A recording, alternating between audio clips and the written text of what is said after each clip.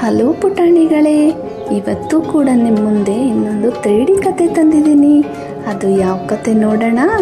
ಒಂದು ಸುಂದರವಾದ ಕಾಡಿನಲ್ಲಿ ಒಂದು ಪುಟ್ಟ ಮುದ್ದಾದ ಬುದ್ಧಿವಂತ ಇಲಿ ಇತ್ತು.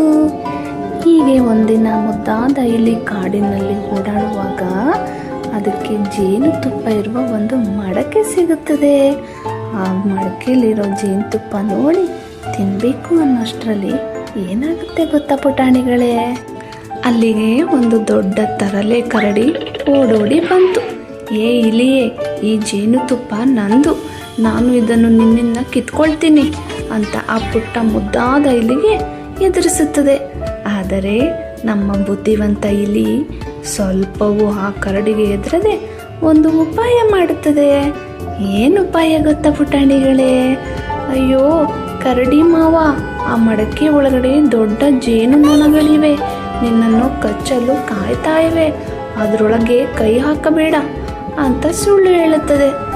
ಆಗ ಆ ಕರಡಿ ಜೇನುನೊಣ ಕಚ್ಚುತ್ತದೆ ಎಂದು ಹೆದರಿ ಅಲ್ಲಿಂದ ಓಡಿ ಹೋಗುತ್ತದೆ.